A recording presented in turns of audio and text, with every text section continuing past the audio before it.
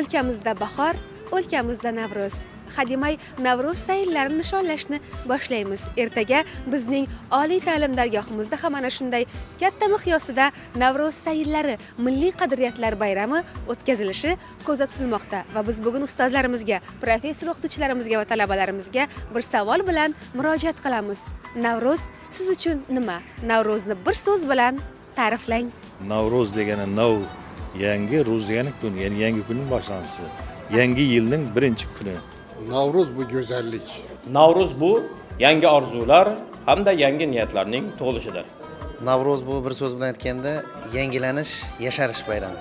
Navro'z bunda bu azaldan shu o'zlarimiz ota-bobolarimiz tomonidan kutib olinadigan yangilanish. Yangi yil shu kundan boshlangan. Navro'z o'zligimiz.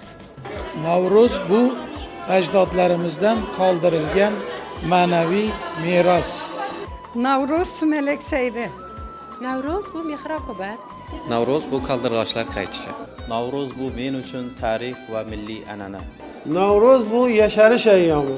Daraxtlarni bir go'zal liboslarga kirib, olamning yasharishi. Navro'z bu men uchun qadriyat. Navro'z bu men uchun uyg'onish bayrami. Navro'z bu men uchun milliy tiklanish va milliy yuksalish. Navro'z bu oilaviy bayramimiz. Navro'z bu men uchun sumalak sayllari. Assalomu alaykum. Navro'z men uchun baxt bayrami. Navro'z bu umumxalq bayrami. Navro'z yangilanish, yasharish faslining boshlanishi hisoblanadi. Ezgulik. Navro'z Ezgulik.